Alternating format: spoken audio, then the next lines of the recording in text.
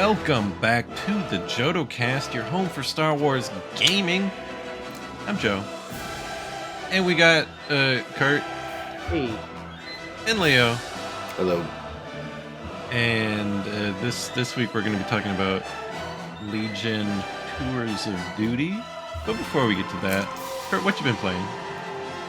Well, I've done a little bit of Star Wars Unlimited to finish out our league, our webcam league for that.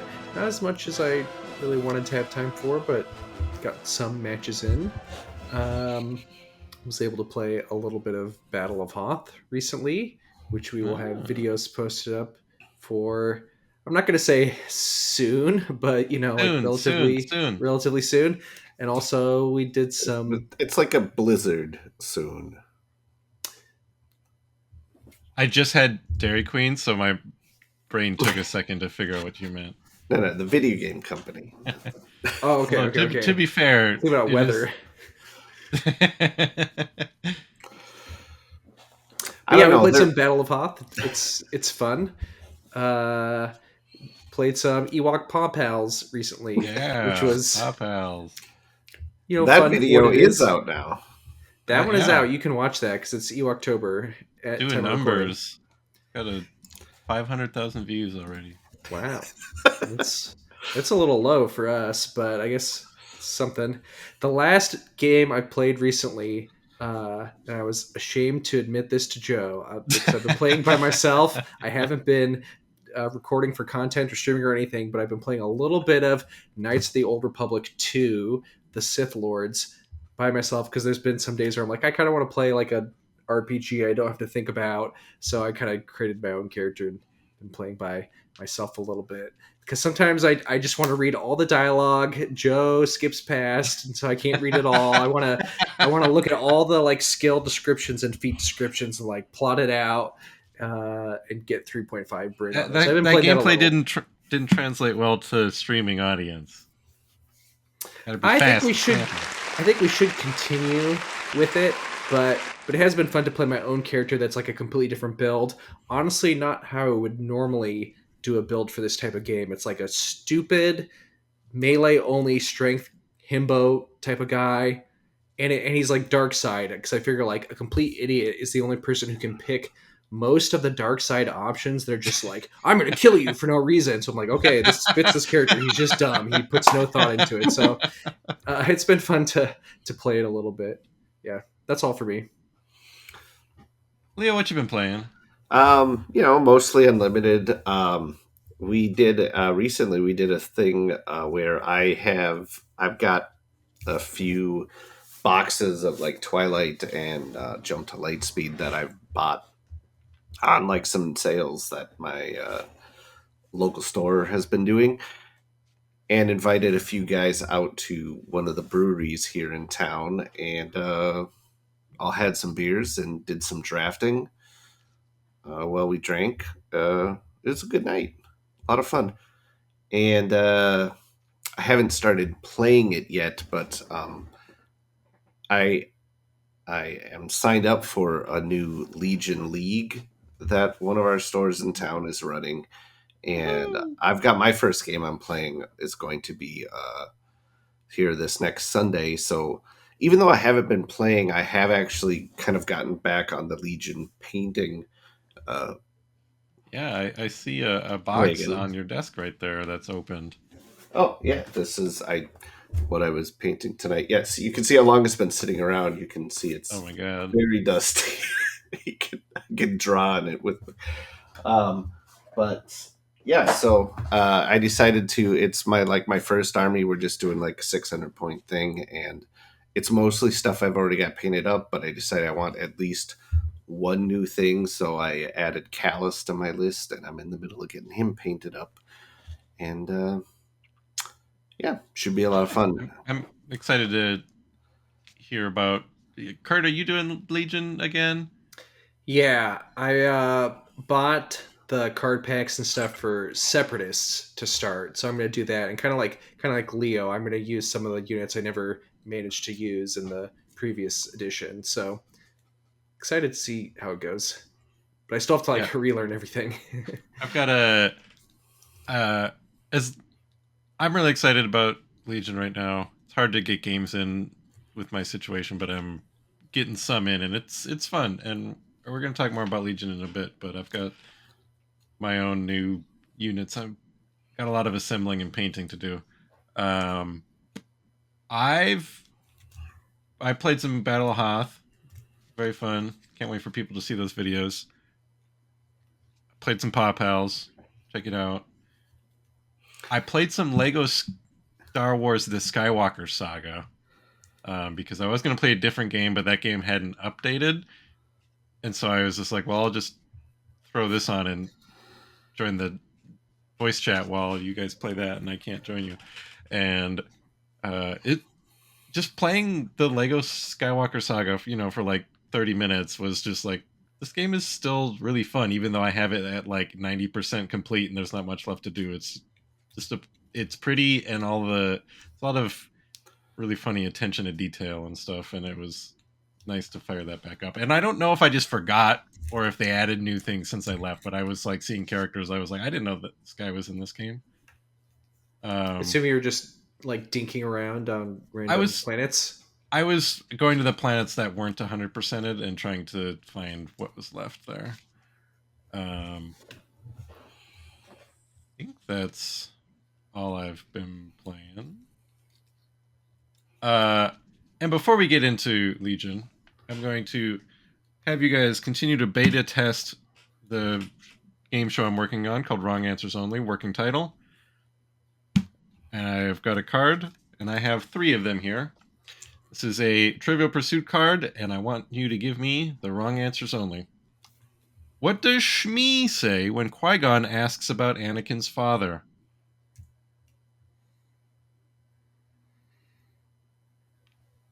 Trying to come up with a funny one. She tells him, I think she tells him that he's the father. Qui-Gon doesn't know enough about how babies work. He's like, oh, wow. I think there's an unspoken relationship. He's been to this planet before. Who does Han intend to pay off as soon as he leaves the rebel base on Hoth? I think he's got to pay off Chewie. He owes Chewie a lot of money from their own Dejark table. Chewie's always bailing him out. And finally, let's see, what was this one? What is Luke told he will be once Yoda dies?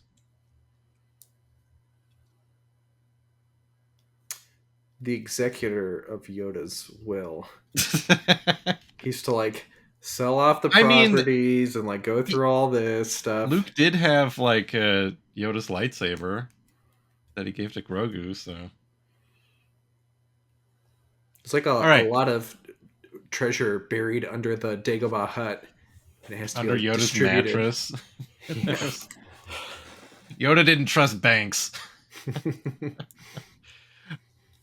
All right, so sometime in the recent past, Atomic Mass Games announced a brand new way to play Star Wars Legion.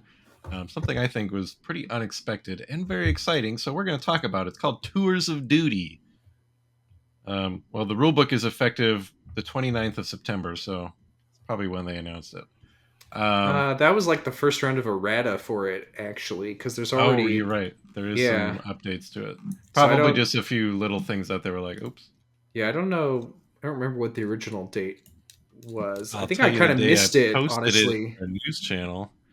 I posted it on the 19th of September. It's not that long ago. I'm pretty sure I just completely missed it, though. Like, I didn't get a chance to read it. Maybe I was traveling at the time or something. Yeah, so Tours of Duty is basically a narrative campaign mode for Legion. Story mode. Yeah. It almost, like, reading through the rules, it almost feels like, maybe this is common for other war games, but this is new to me, and it honestly felt like vaguely akin to, like, looking through an RPG rule book and like setting up a campaign, sort Somewhat. of. I mean, you even do almost have what like character sheets for your army and different units. Because you will have what they call a register, which is sort of a sheet that you're going to have for your whole army. You're going to keep track of the story arcs you're playing through, Yeah, it sounds your like one progress on campaign those. consists of a couple story arcs, and one story arc consists of maybe 2 to 5 games of Legion. Yeah. They did say like they sort of suggest it being like doing like three story arcs and have it be like, a beginning, middle, and end, sort of like three-act sort of thing for a campaign. Um, and then all your units also have their own individual dossier sheets that you'll have to keep track of experience Right. and It some it other things like seems commendations and some other special yeah, bonuses and upgrades. it sort of seems like at first glance, especially compared to how you're used to playing Legion, it seems like a lot of paperwork where like, oh, every single unit I'm playing has to have their own character sheet, but I don't think that actually sounds like that big of a hassle coming from the last year. All of my Legion units have been basically I've been printing them out and stuff.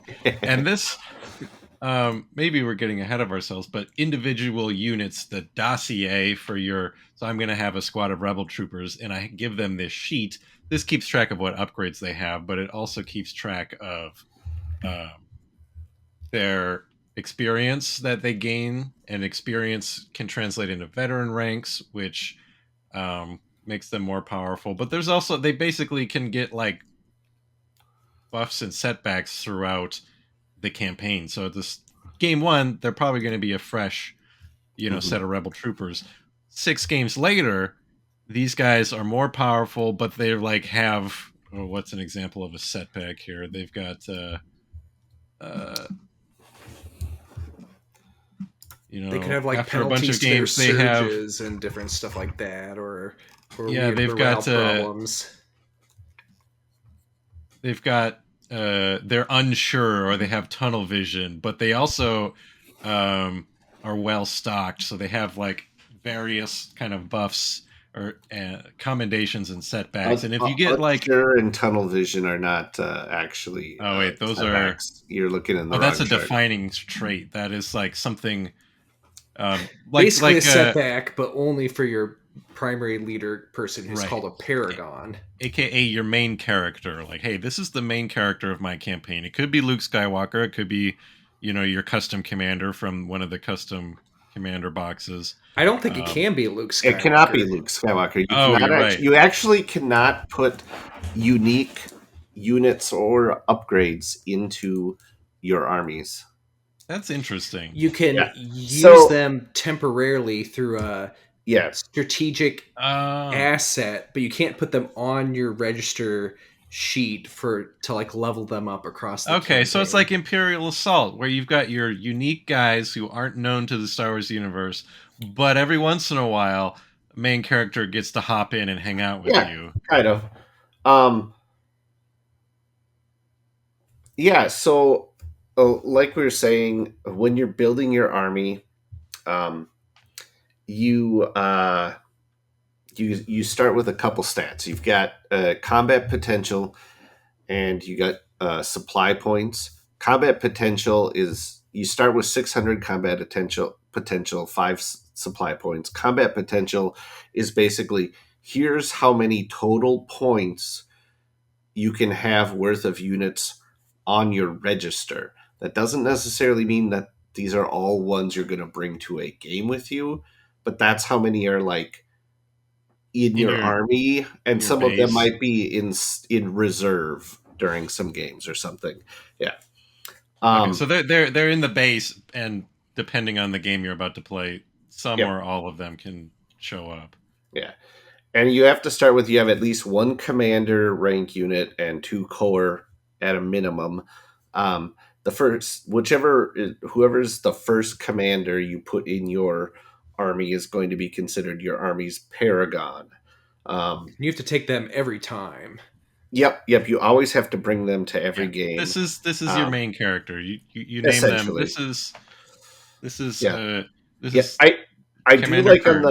on the dossier sheets they do have a spot for each unit where you can give them your units a name. That's honestly And, like there's a lot of cool stuff here, but that might be and my favorite actually, part of the whole thing. it does say so. So you don't have to at first, but once they've gained enough experience that they earn a veteran rank, their first veteran rank, at that point in the rules, you have to give your unit a name. They are now a named unit, and you Yeah, I really to like try that. and That was build your something I always like attachment to them. wanted to do when Legion first came out. I'm like, oh, I'm gonna name each of my guys, and then I'll be sad when they die. And that was, Mm. just not feasible. But now that it's like a gameplay thing, even though it doesn't have a gameplay effect, it just means, hey, this is. I don't know. It'll be fun to come up with names, and then it'll affect the way you play because you'll be not only are these guys leveling up and you want them to do good. I don't think this has permadeath or anything. Well, it can, It not can, yes. not for your main character, Yeah. and it's not instant guaranteed death if they die in a mission, but they have a Uh-huh. chance to die, and the more and more they've died, the more likely they are to permanently die. Yeah. Basically, Okay, so that's Yeah. that's cool. So they're not gonna you don't have to like drastically alter the way you play because you don't want any of your units to get wiped. But the more that happens, you might be more cautious with, okay, these guys have really been through the ringer, and if I throw them into the mess one more Mhm. time, these guys who I named 5 games ago are going to be gone, and Yeah. that'll be sad. Basically, it's because it's so whenever a unit gets defeated in a game, at the end of the game, um, they will most likely earn a setback. They won't always, but a lot of times they will earn one of those setbacks we were talking about, which are going to be things like, maybe they, Battle shaken, yeah, which kind of lets them. downtrodden. They can suffer wounds if they're suppressed, I do or like that some of the setbacks, because you could keep earning setback after setback. Um, the battle shaken is just a thing, whereas battle fatigue, it's battle fatigue 1. So if you keep getting battle fatigue, now you're up to like battle fatigue 3, which at some point is going to be pretty bad because it says, like, for example, if a unit with battle fatigue, when they attack, your opponent gets to choose X dice showing a hit and remove them. So if you guys are battle fatigue 3, you're just down 3 hits. So you're looking for surges and crits on attack, and those guys, maybe you don't care if those guys get perma killed at that point because they're not. but and, there are and ways to heal them too. You can spend some of your supplies on that if yeah, if you're needing it. yeah, and basically, the more setbacks a unit has, the more the more chances there's going to be for them to um, become a fatality, or yeah, Casualty, a yeah, casualty, and not a be fatality. completely wiped off your register. But And again, then you not your main person, your paragon. They Yeah, always stick around, I believe, right? They just get they gain one of those defining traits instead of becoming a casualty. yeah, which is sort of like a ah big setback that's unique to paragons. right, that's the cap captious command, captious captious command unsure, tunnel vision, or story arc defining trait, which almost sounds like, in the RPG where they're like, you know what, you name this thing. Yeah, Well, those all I come don't know from what captious means. Captious command. Let's I don't know what that word ask means. Merriam-Webster. We're gonna learn something right now. but yeah, for both the setbacks and the defining trait, one of the options you can get is one that comes from the story arc you're currently playing. So Hmm. it could be like a little different every time. It'll be kind of like themed around. Now I will um say the story arcs are broadly themed for each of the 4 main factions, but they also say like you don't have to play the one for your faction. They're It's not just kind of all like the about most half thematic fit. of what they've shown off so far. About half are themed and half aren't. Oh, I thought there So were only 4 so far. the word is captious, and Merriam-Webster says it is marked by an often ill-natured inclination to stress faults and raise objections. So Okay, I guess in and this you're right. context, maybe you got the shell shock. I don't think they call it PTSD yet in Star Wars. It's probably Yeah, a lot And of the you're defining traits are related to giving out like commands because these are applying to your main commander unit, right? So it's like these are ones that kind of affect your army more broadly because they're triggering when you're giving out commands and stuff from that character. So uh, um, they're kind and of a you're pretty big right deal. about the story arcs, Kurt. I scrolled through them too fast and was reading the like the battle setup cards for the Mm-hmm. turning point missions, uh, as more, because those don't have a faction symbol on them, but right. they belong to that story arc. The So last like mission. we should actually we haven't even told them what a story arc is. So let's Yeah, do what that is a before you story arc? start explaining what a turning point mission is. So these story I arcs are essentially, um, you choose is going to be the Per story. player, Yeah, too. yeah. Each player is going to have their own story arc that their army is going to be playing through. And like for these first ones, there's a few different ones. There's one called "Bring Peace to the Galaxy." That's um, basically the Empire, spreading peace and yeah democracy. Stamping out. yeah Right. the art really shows that happening. Is he holding like a so there's Some a type of like stormtrooper with his maybe boot on the chest poster of an he ripped alien. up. I think he Oh ripped yeah. down some pop propaganda Yeah, maybe see, and you Oh, threw can that's see stuff on the a bag ground. full of like rebel propaganda posters laying oh next to right. that Oh room yeah, you're in. that's great. This guy That's was very good art. illegally advertising a concert or something like that, or like maybe it's like a Lost Cat poster, and this guy Yeah. Well, I he mean, I don't have a just permit read for it. It that. says join the Rebel Alliance, so he's guilty. Um, and so this story arc, each story arc is going to have what they call the theater of war card. That's on the one side, it's going to kind of lay out the basic story of this arc. Like I said, like this one for the empires is, we are trying to track down malcontents and rebels and stamp them out. Uh, just kind of like a real basic uh, outline like that. And then they all each are going to have their own story arc specific setback that um, units can possibly get. They're going to have their own story arc specific defining trait that your Paragon could get stuck with. But they're also going to have specific commendations that you can only earn. And these are things that your units can earn as they gain experience and go up in veteran ranks. Um, the commendations are going to be specific to this story arc. So those are things you might get once you complete it. They're not something you get as soon as you like select it. No, these will happen throughout the Yeah, Oh, sure, the sure, the, sure, sure. the commendations, setbacks, and defining traits can all happen throughout the course of the whole story arc. in Got Um, it. addition to the Okay, like yes, default ones you that can makes always when get. earlier when I read story arc specific thing, it was referring, hey, look at the card if you roll this on the table. yeah. Okay. And then Yeah, there is the each story arc also comes with what they call agendas, which are a new battle card that get added to the dashboard as part of the mission building step.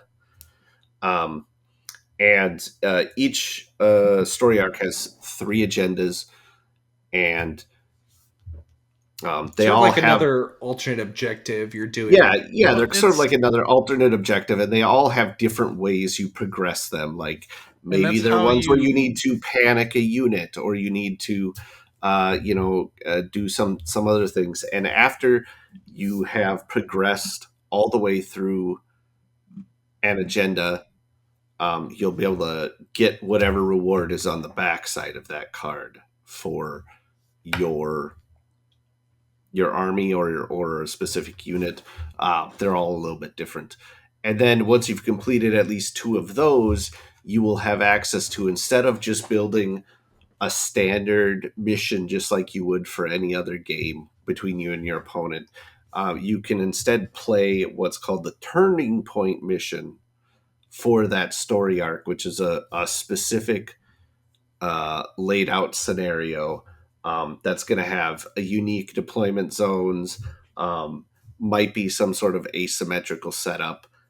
Each one's different for each um, different story arc, and it's going to have specific.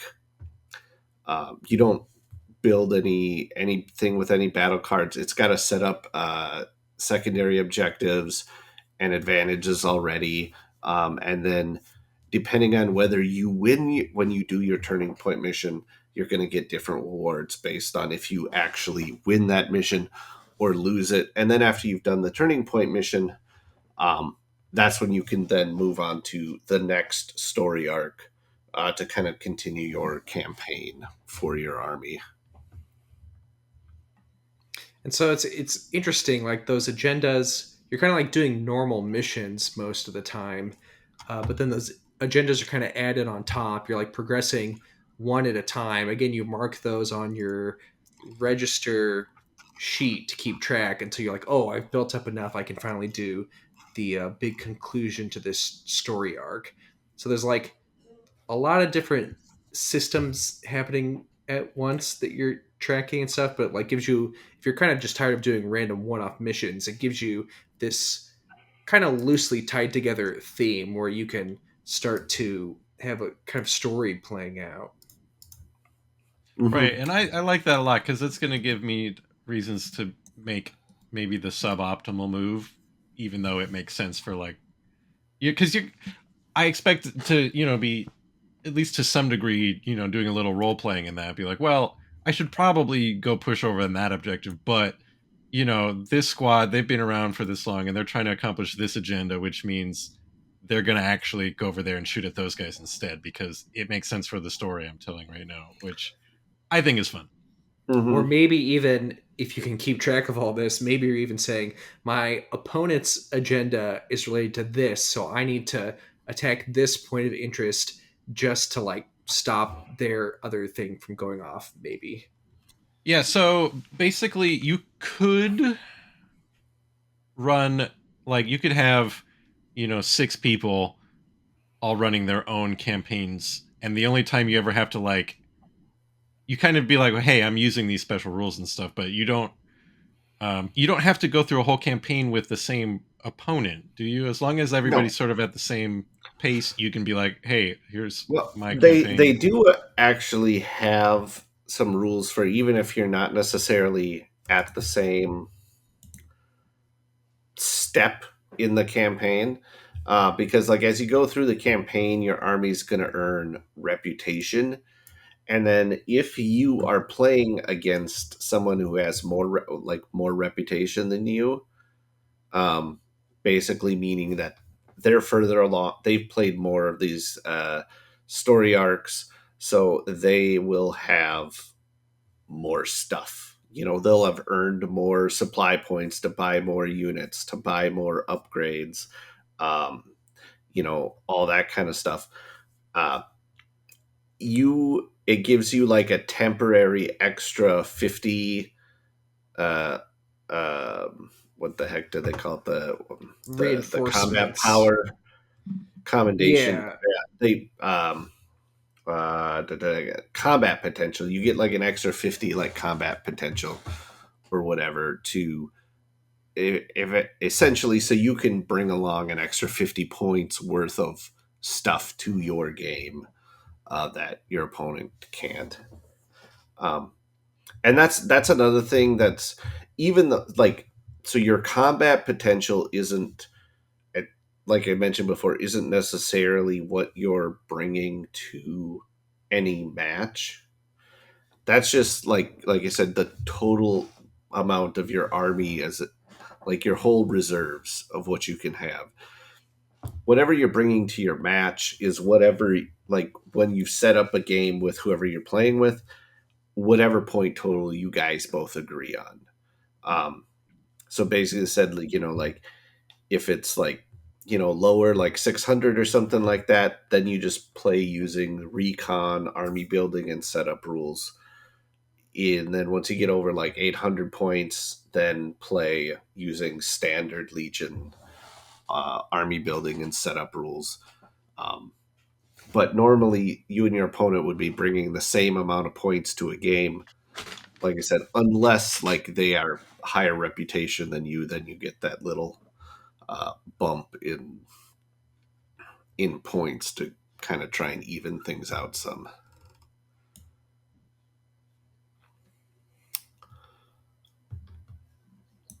Yeah, I wonder if it's they'll. interesting because like at a high level, I really find myself comparing it to the boxed campaigns that we got for Star Wars Armada, like the Corellian conflict or whatever it's called. Uh-huh. Now, obviously, this is free. There's like a print to play. That's a big difference right there. Yeah, But and they there's have said they intend to continually release more story arcs to continue expanding your options for what you're going to That's what I have was, to because pick. right now there's only yeah. 4 story arc options, one Right. for kind of themed around each faction. But like, I'm playing Rebels, I could still choose to take like the Separatist logo story arc. Yeah. Yeah. Or even keep doing the same story arc multiple times Yeah, too. that is They another thing. say. You can do it multiple times the same story arc. And I so it's love the interesting. art It's on like the it. Republic one. Yeah, the art is really good on these cards uh, for each story arc. They've like obviously put a lot of work into all these different systems, and then writing out all this flavor text for each of the story arcs, putting art into each of them, and everything. Right, really trying to make sure these missions are a bit more flavored than like your kind of default objective. You know, if you're kind of tired of playing the same objectives a lot, though again, I mean, you will still play those normal missions anyways, but there's kind of like a lot going on. There's a lot of systems here. There's like a lot of mechanics for this, at least at first read. I think it probably comes together once you read through it a couple times. I'm sure once you play it too, but there's like a lot of terminology. There's like a lot of new terms for the all the different And pieces you're a playing lot with, of you it know. is sort of between games. It's like pre and post game is where a lot of these new systems are coming into play. Because during the game, once you've got all your cards there, there might be like a couple new unit keywords, but a new keyword is never that crazy to get your head around mid game.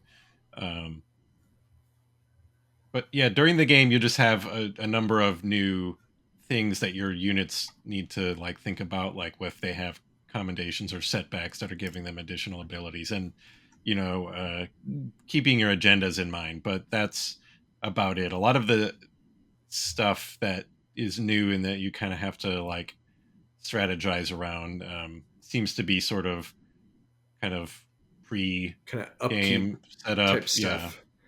Yeah, because once you get to the end of the match, it's like, okay, did I progress my agendas? Okay, how much XP did each of my units get? Which it can vary depending on various scenarios. What I did like too is some of the bad things that happen to you also give you bonus XP, which is kind of interesting.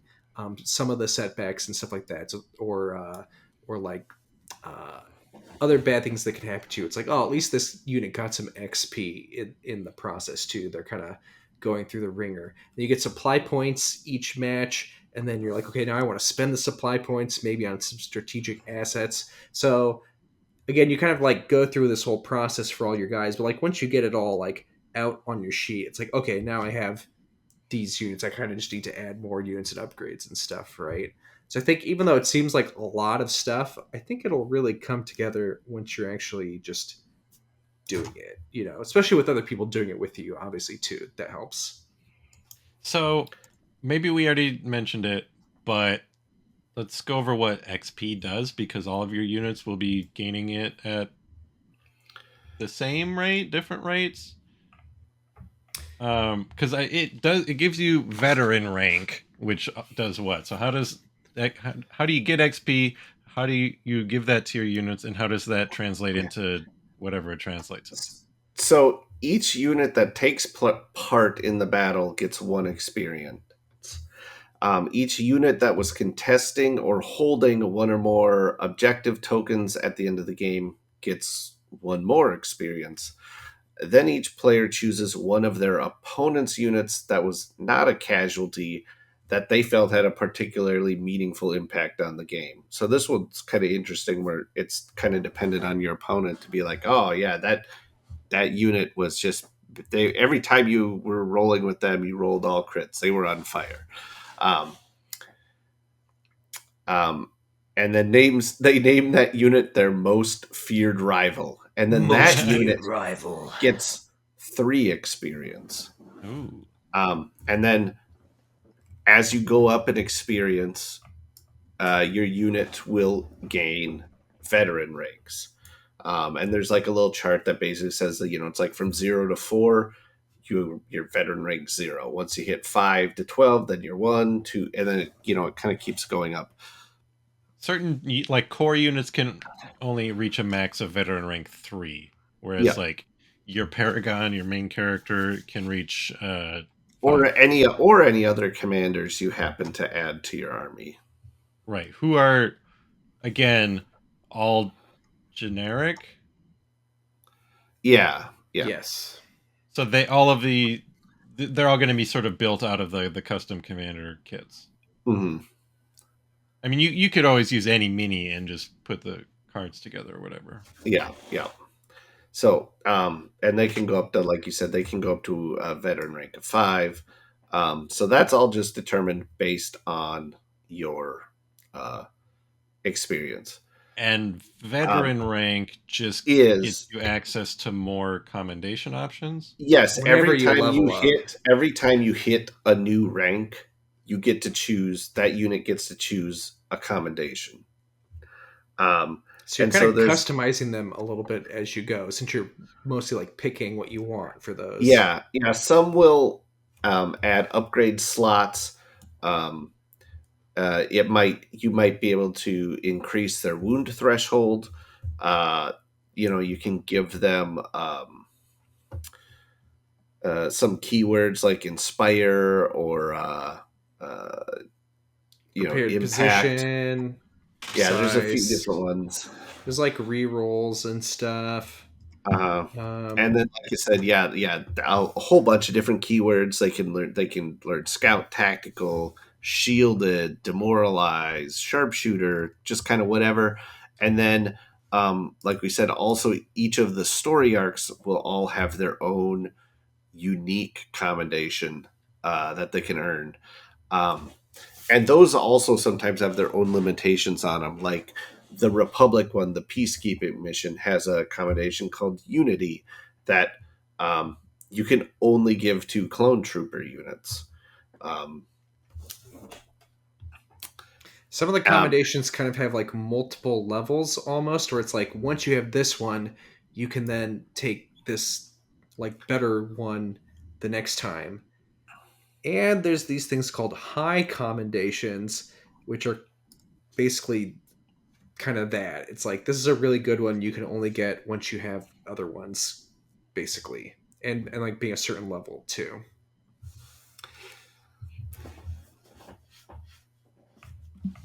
So you're kind of getting like each of these as you level up. Apparently, there's some things that can happen to you that can remove some of your XP, uh, but I don't think you ever lose your commendations or your veteran no, rank. no, you don't. The even if the XP goes below the threshold, you still stay at the same veteran rank.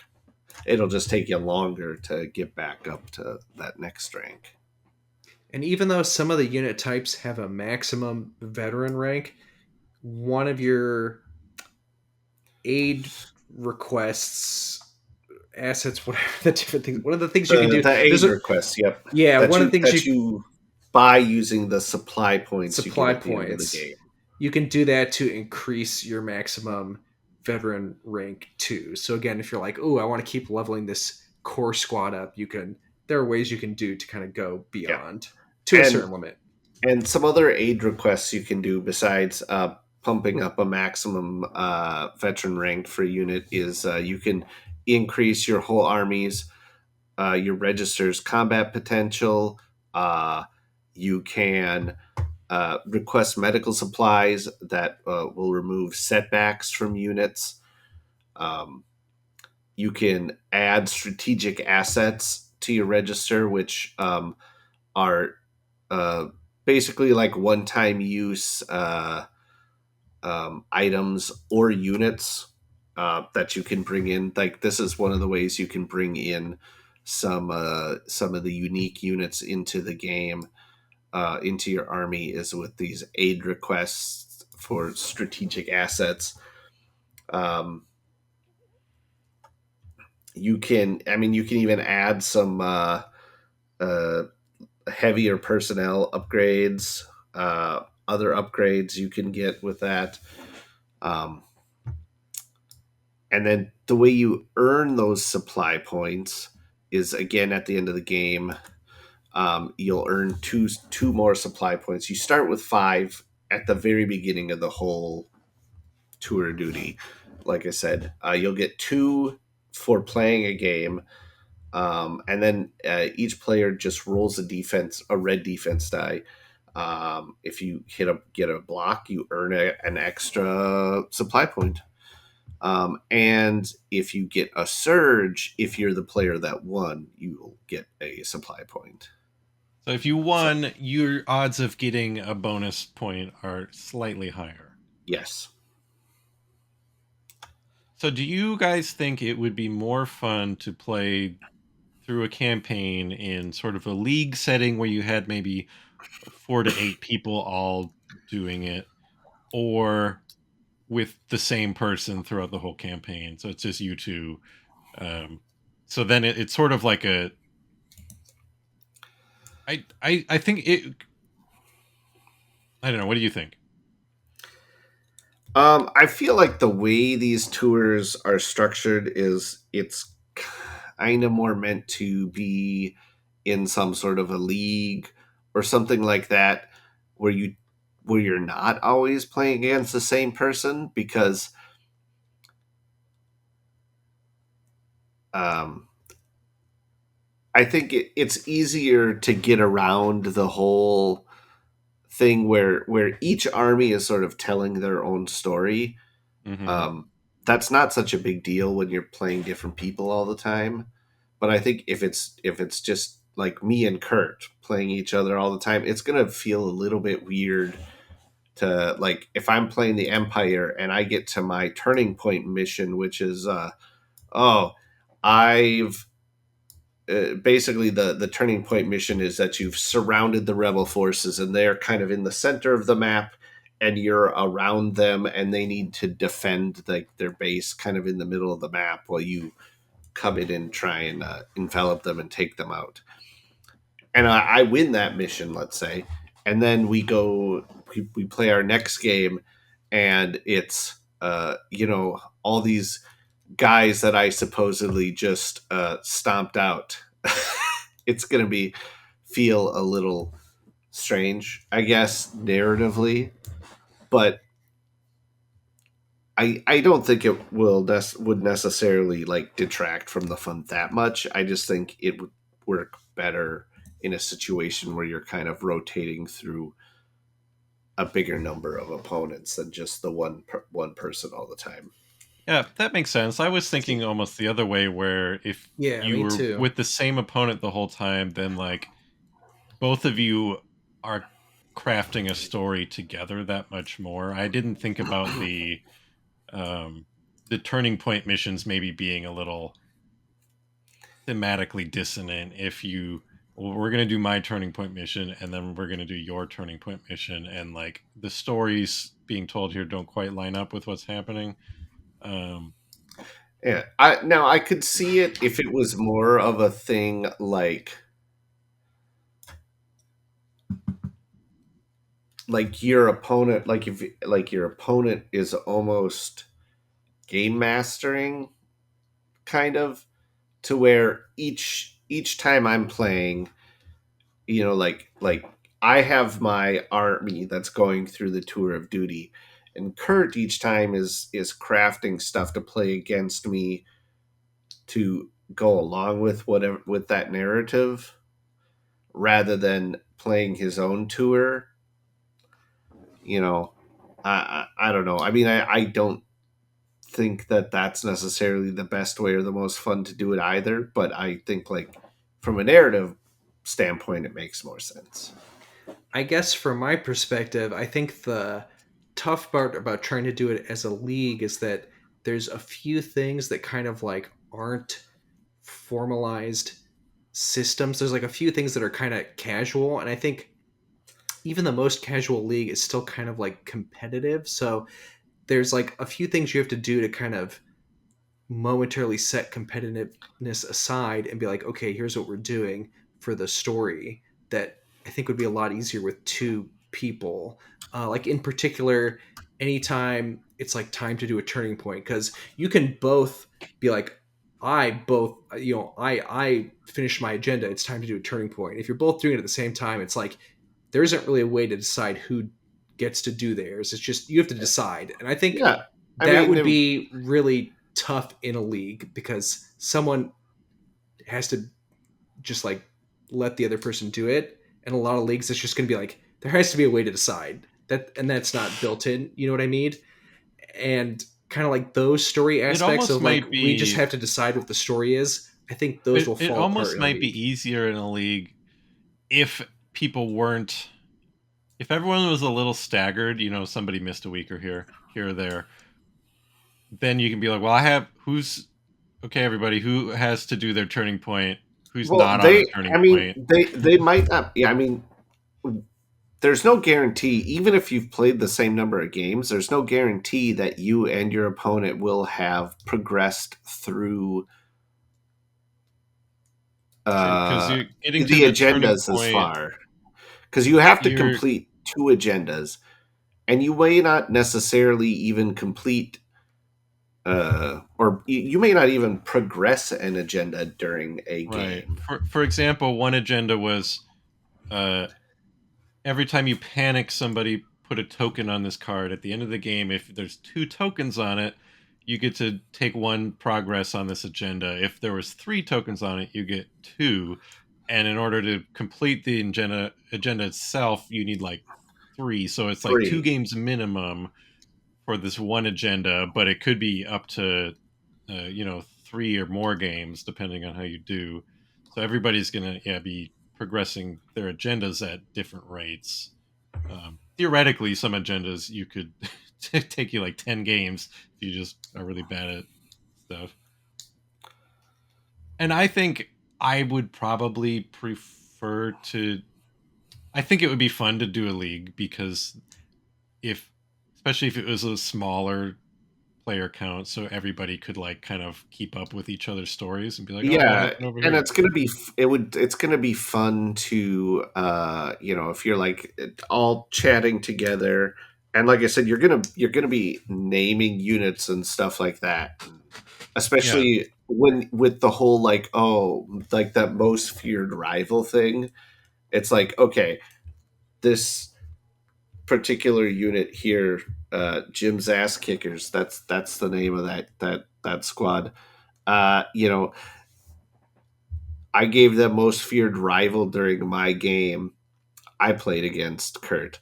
But then here during Kurt's game against Joe, I'm going to be interested to find out how did that same unit play against Joe? Did they continue to kick ass and then a or couple not? weeks later you hook up with the same opponent and you're like, oh my gosh, that guy is so much scarier now than the last time I saw him.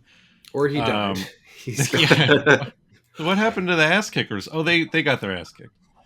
I could see. I don't know if there's actually anything on a dossier to track it, but just tracking kills, I think would be kind of fun. Like, oh yeah, these guys killed this many minis and this many units.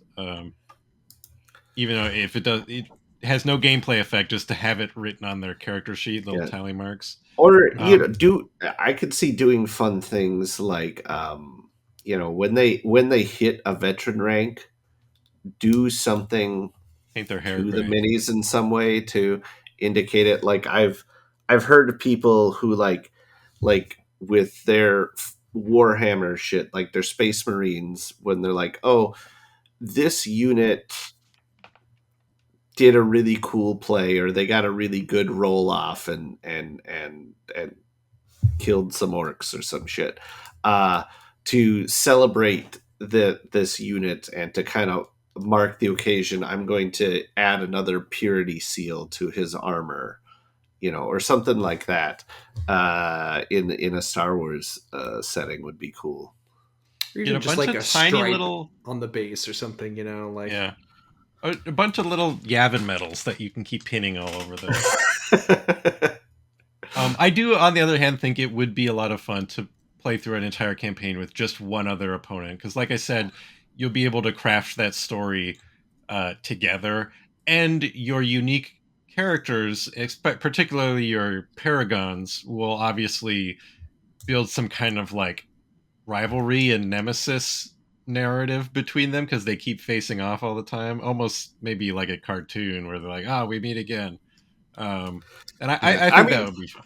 and some of the fun can just be collaborating between the two people to make the like the disjointed parts of the story arcs mesh with each other too. Hmm. hmm Yeah, I think that would be a lot of fun. Treating it like a hey, we're telling the story together is kind of the priority, not uh, winning. But yeah. Like I was kind of saying earlier, it does remind me in some ways of like the Armada campaign system. There's a lot of differences too. I mean, obviously, those campaigns are designed around like this galaxy or like a regional map. You're like controlling planets and stuff. This doesn't have those systems, but it also has a lot more other systems like naming and leveling up your units. That's not something they had in the Armada campaign. If I'm remembering right, you did kind of have that in the fan made Heroes of the Aturi Cluster X-wing campaign, right? There, I think there was some I sort of think so. method of like upgrading your units. Like each of your ship was more of a character, so this sort of has that. So it's like pulling like different things, but it's doing some unique stuff too. I mean, it really has like a lot of different systems going on, so you customize in a lot of different ways. Hmm. I mean, it has like the thing that's kind of fun about the XCOM style games is you name a guy and then they die, and now you're sad about it, and Yeah, in like a oh, way I that you're really not want in to a heal normal this game of unit. Legion, right? This guy Uh, really saved me the mission, or this guy really lost me the mission. He blew it, and you want to like do something with them or replace them. this my Paragon owes this trooper a life debt. Like I gotta gotta watch out for him. Yeah, the whole like naming them thing is in a way kind of like a little unimportant thing, but at the same time, I think it drives like a lot of the kind of like the key engagement factor of this system of like really getting attached to a specific guy, like especially for someone like Joe, who I know paints each of his squads like certain ways, like you have that character kind of built in. Or I could see Evan really getting into this because I know he's talked about wanting to know the history of your own army more than like the broader Star Wars lore, being like, okay, this is why I have these units in my army, stuff like that. And that really ties into this really strongly. Yeah, and also I think from a gameplay perspective, naming them does just help you in your mind keep track of like their commendations and their setbacks and things like Hmm. that. hmm When instead of just being like, okay, this nameless guy has these things and this exact same type of unit has these different modifications. Like once they're named, it does help you keep that all sorted in your head more easily too. But I One yeah, Yeah. One thing I found that's kind of interesting is, um, so normally at the end of the game, you go through what they call the post battle sequence. that's where all That's the where you progress soldiers your like shake agendas. hands and go, "Good game, good game." Yep, yep. You earn rewards, you earn supply points, you determine if there's any setbacks or casualties that given to your units, gain experience, blah blah blah. Now, if you are have some unit that maybe you've been building for a while, but also happens to have a bunch of setbacks, it gets defeated, and you're worried about possibly losing that unit as a casualty. You can concede the game, essentially withdraw from the battle. Just like you can in normal Legion. If you're if you're getting your butt kicked, sometimes you just concede because the writing's on the wall and there's no point in playing in that. Um, but if you do concede, you don't go through the post battle sequence. So this means you won't get any casualties or setbacks, but also you don't. None of your units earn any experience or anything like that for this game you just played. So it's And no uh, supply kind of it. points, Yep, no exactly. agenda progression either. Yeah, It's so it's kind of kind of like it. a big cost. Yeah. But I do like the idea of. I feel like it's something you would very, very rarely do, but just having a rule for it is good because then Uh you're. huh. I mean, like, I think it's almost like a little lame sometimes, or at least non-story fitting normally in a Legion game when you do just kind of like end. Oh, like we're just going to end on turn 5 or whatever. It's nice that you do kind of have to play it out and be like, okay, I'm like I know I'm losing this mission, but I need to like hide my guys because I don't want them to get killed off or something. Like you do kind of have to play out that last little bit, which I think is interesting and make a little different choices than you might normally. Or like we were saying earlier, it's like, okay, maybe I'm not going to win this mission, but I can at least like progress this agenda if I go run over here or something. There's some other interesting options in there that incentivize you to play out a few more minutes, basically. I think that's kind of Yeah, neat. I think this will be really fun for a lot of people. I assume there's going to be people who have zero interest in this, and that's fine. Um, but I'm really hoping I get a chance to dig into this one day. With like a lot of, I'm just thinking like the nature of war games. A lot of times, it's like a cool thing comes out, and you're like, I'll get to that in 6 months when I have the time allotted and the things prepped and painted and all that stuff. But um, You need th- people to th- play with. That's like a big that's I mean that's a requirement. You need to play regularly so you can progress through this. Like we said, if you think about how many missions you on average have to get through to do one story arc, and if you really want to do 3 story arcs like they recommend, it's like, okay, we gotta like plan some weekly matches out for this or something. yeah, definitely something you if you can find at least one person who's down, but at that point you better be sure you like playing games with them because you might be stuck with them if you don't have like a full league worth of people who are interested in trying that. Um, Yeah, and I feel like you need a little bit of. I do think it needs like a less competitive mindset than normal. When I have played the Armada campaigns, there's kind of an inevitable point where like uh, some people are kind of on a winning streak and other people are on a losing streak, and it starts to feel bad, like you're stuck in this hole. There's some ways to get out of it because of these different mechanics, but still, it's like I think you have to like be a little willing sometimes to like not be as competitive as you could and just like rub someone's faces in the dirt by continuing to stomp their army and kill off their I units. You know what I mean? think Like there's like a story side to it that has to be considered yeah, too. I think part of it also it just I think the vibe is really established in the that post game thing where your opponent picks your cool guy. I think that one thing right there really helps. Like the game is over, and now we're both gonna like gush about the cool things that happened and like, hey, that guy was cool. Like, I think that I don't know.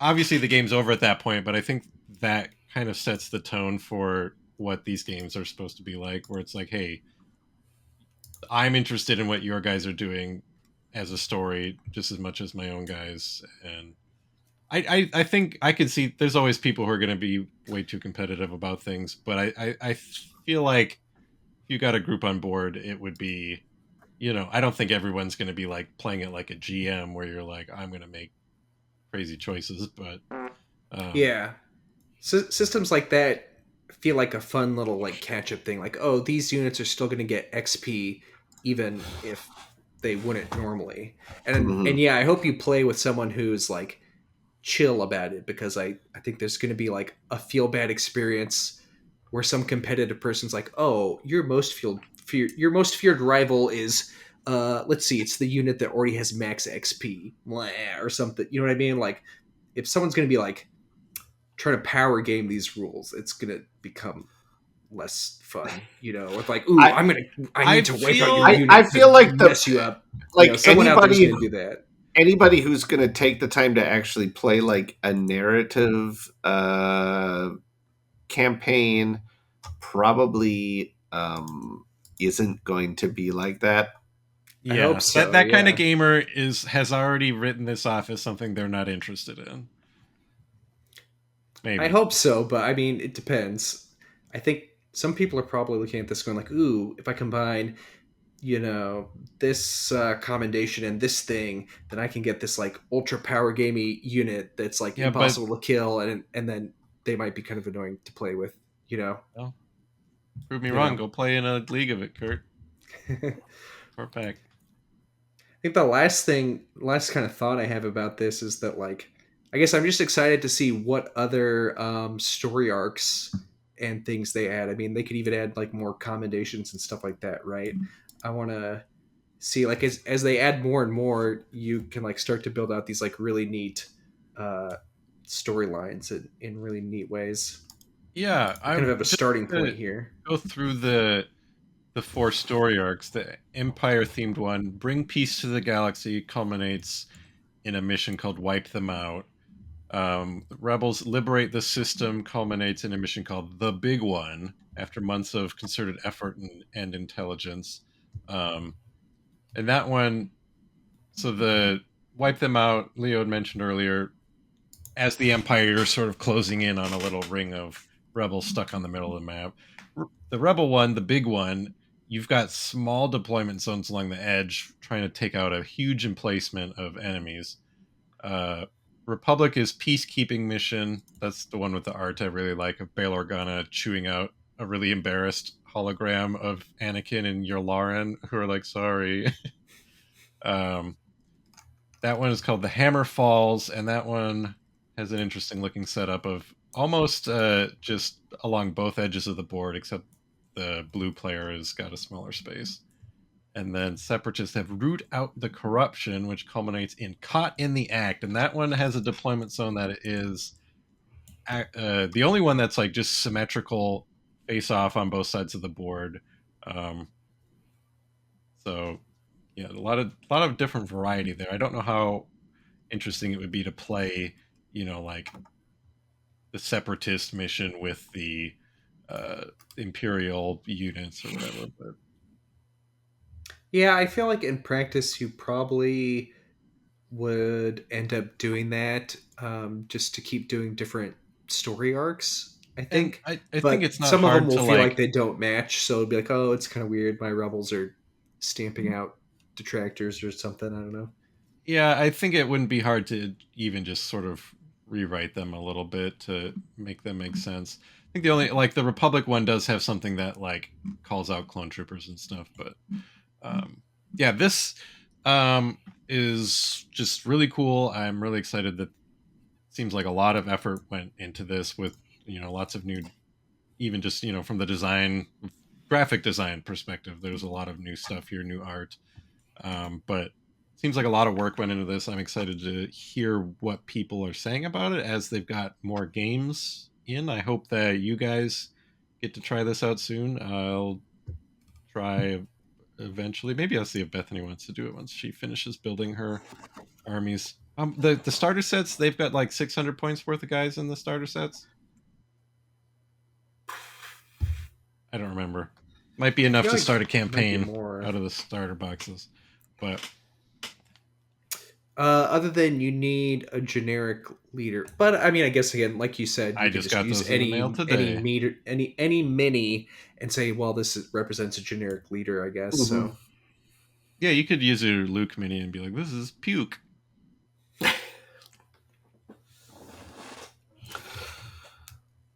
All right, everybody, that's going to do it for this episode. I think we're all really excited about this, and it's pretty cool stuff. Let us know what you think, what you're excited about, what concerns you have about this, what excites you the most, all that sort of stuff. Let us know on our Discord, which is where all the cool kids live. It is free to join. It's not paywalled or anything. And or you could tell us on a YouTube comment. Or like tell us on Blue Sky maybe. Or that's about it. You could maybe try reach us on Instagram. I don't Tell it that us, often. write it on A dossier. on a carbonite pack, an unlimited carbonite pack, and mail it to us.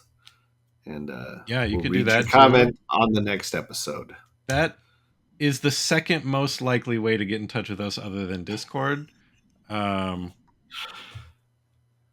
We could have a patron tier where they get to name our units in our campaigns. All